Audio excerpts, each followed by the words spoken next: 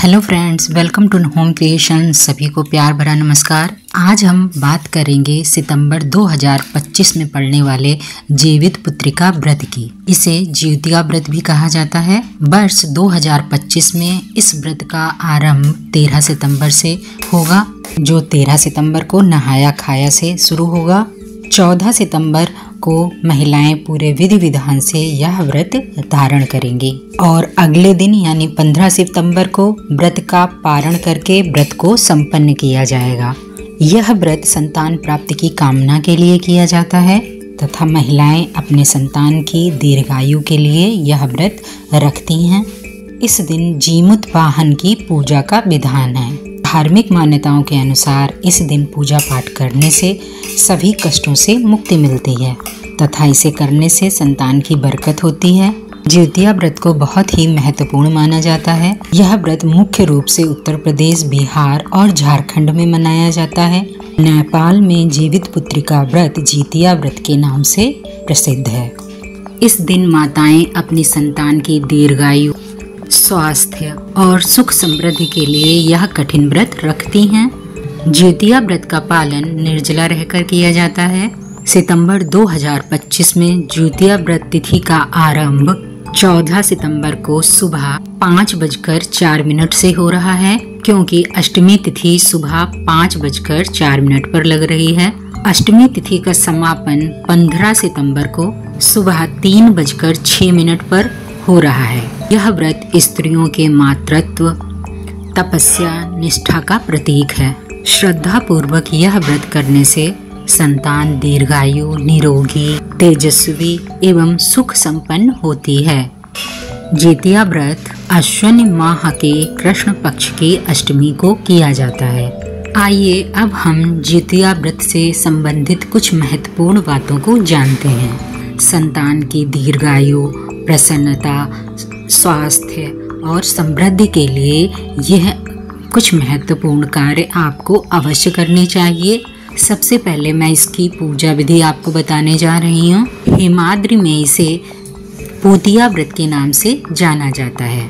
अश्विनी कृष्ण पक्ष की अष्टमी के दिन प्रातः काल स्नान आदि से निवृत्त होकर भगवान वासुदेव का पूजन करना चाहिए। के बाद खीर और घी से आहुति देनी चाहिए। जिस स्त्री को पुत्र की कामना हो, अर्थात जिसके पुत्र ना हो, वह इस व्रत में केला, अमरूद, सीताफल एवं खरबूजा आदि पुरुष नाम वाले फलों का सेवन करें तथा जिनको पुत्री की कामना है, ऐसी स्त्रियों को नारंगी, कमरख, अनार तथा जामुन आदि स्त्रीवाचक फलों का सेवन करना चाहिए। फलों का सेवन एक समय ही करना चाहिए। इस प्रकार वर्ष पर्यंत व्रत करने से पुत्र सुख की प्राप्ति होती है। अब मैं आपको इसमें पूजा से संबंधित और चीजें बताने जा रही हूँ। तो इसमें जो जीमूत वाहन की पूजा की जाती है, इसका विशेष महत्व है। गर्भ राजकुमार थे। अब एक नागिन के पुत्र को बचाने के लिए खुद को गरुड़ को अर्पित कर दिया था। जीमूत वाहन की प्रतिमा बनाकर पूजा करने से संतान की रक्षा होती है और संतान प्राप्ति की मनोकामना भी पूर्ण होती है। जीवितपुत्रिका व्रत में पीपल के पेड़ की पूजा का भी विशेष महत्व है। इस दिन पीपल के पेड़ के नीचे पूजा करने का विशेष महत्व है। इस दिन पीपल के पेड़ के नीचे पूजा करना बहुत ही अधिक शुभ माना जाता है। इसलिए महिलाएं पीपल के पेड़ के नीचे बैठकर इसकी कथा सुनती हैं और पीपल के पेड़ की परिक्रमा भी करती हैं। पीपल के पेड़ में हमारी धार्मिक मान्यताओं के अनुसार ब्रह्मा, विष्णु और महेश का वास माना जाता है, जिसकी पूजा करने से सभी दुख का नाश होता है।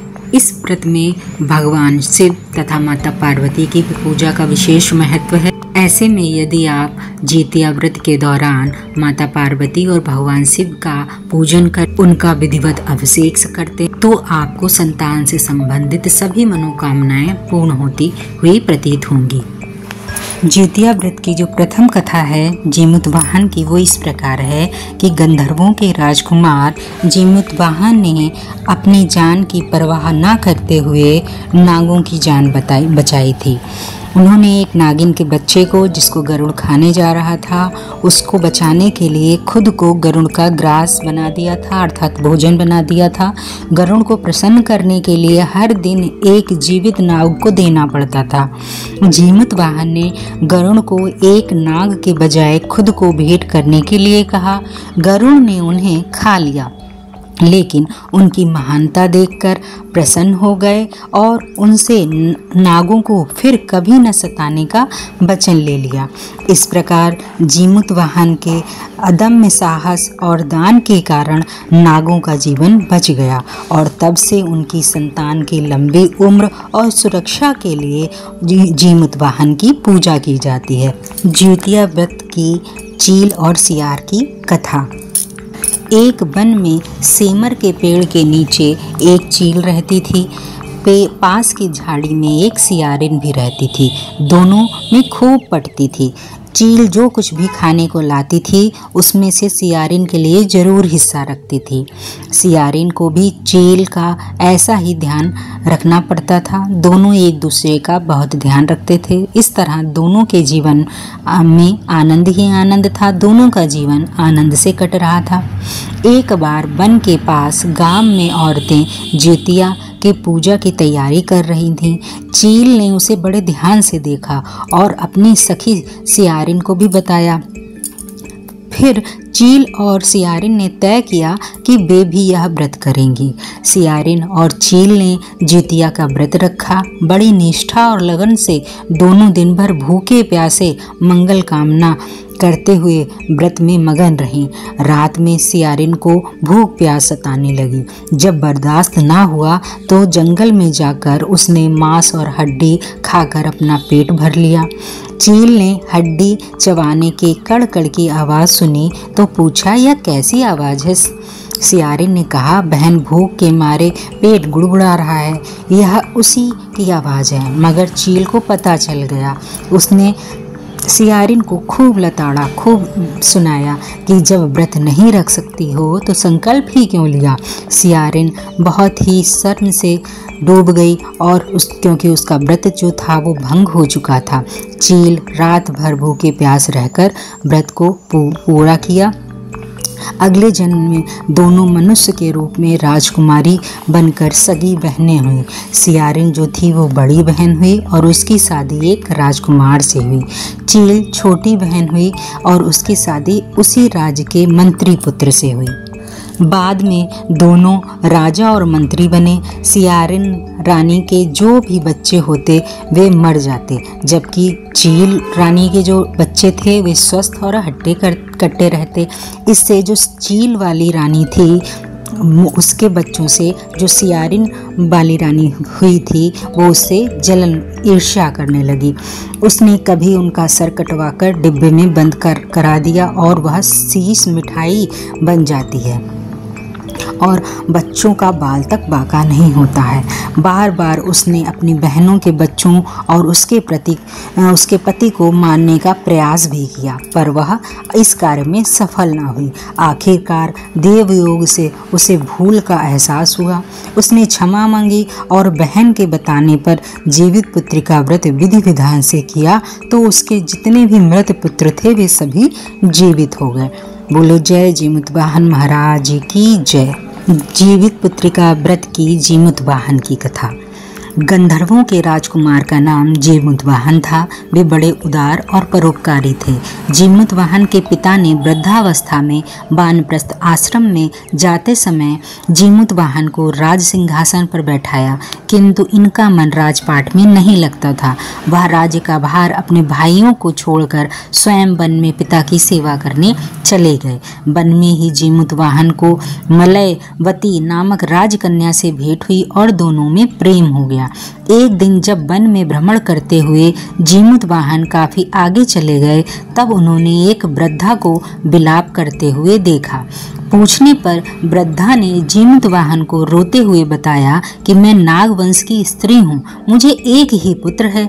पक्षीराज गरुड़ के कोप से मुक्ति दिलाने के लिए नागों ने यह व्यवस्था की है कि वे गरुड़ को प्रतिदिन भक्षण के लिए युवा नाग देते हैं। आज मेरे पुत्र शंखचूड़ की बलि का दिन है। आज मेरे पुत्र के जीवन पर संकट है और आज मेरे पुत्र पर संकट का दिन है और थोड़ी देर बाद ही मैं पुत्र विहीन हो जाऊंगी।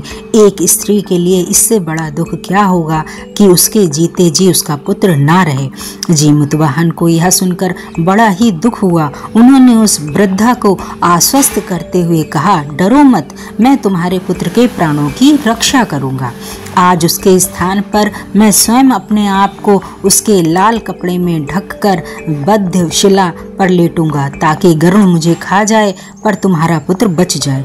इतना कहकर जीमूतवाहन ने शंखचूड़ के हाथ से लाल कपड़ा ले लिया और वे उसे लपेटकर गरुड़ की बलि के लिए चुनी गई बद्ध शिला पर लेट गए। नियत समय पर गरुड़ बड़े वेग से आए और वे लाल कपड़े में ढके जीमूतवाहन को पंजे में दबोचकर पहाड़ के शिखर पर जा बैठे। गरुड़ ने अपनी कठोर चोंच का प्रहार किया और जीमूतवाहन के शरीर से मांस का एक बड़ा हिस्सा नोच लिया। इसकी पीड़ा से जीमूतवाहन की आंखों से आंसू बह निकले और वह दर्द से कराहने लगे। अपने पंजों में जकड़े प्राणी की आंखों से आंसू और मुंह से कराह सुनकर गरुड़ बड़े आश्चर्य में पड़ गए, क्योंकि ऐसे पहले कभी नहीं हुआ।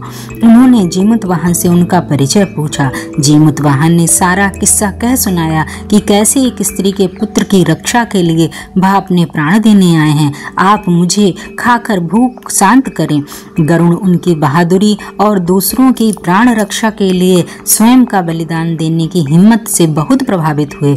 उन्होंने स्वयं पर पछतावा किया। वह सोचने लगे कि यह मनुष्य है जो दूसरे के पुत्र की रक्षा के लिए स्वयं की बलि दे रहा है और मैं हूँ जो देवों के संरक्षण में हूँ किंतु दूसरों की संतानों की बलि ले रहा हूँ। उन्होंने जीमूतवाहन को मुक्त कर दिया। गरुड़ ने कहा, हे उत्तम मनुष्य, मैं तुम्हारी भावना और त्याग से बहुत प्रसन्न हूँ। मैंने तुम्हारे शरीर पर जो घाव किए हैं उसे ठीक कर देता हूँ। तुम अपनी प्रसन्नता के लिए मुझसे कोई वरदान मांग लो। राजा जीमूतवाहन ने कहा कि हे पक्षीराज, आप तो सर्वसमर्थ हैं। यदि आप प्रसन्न हैं और वरदान देना चाहते हैं तो आप सर्पों को अपना आहार बनाना छोड़ दें। आपने जब तक जितने भी प्राण लिए हैं उन्हें जीवन प्रदान करें। गरुड़ ने सबको जीवन दे दिया और नागों की बलि न लेने का वरदान भी दिया।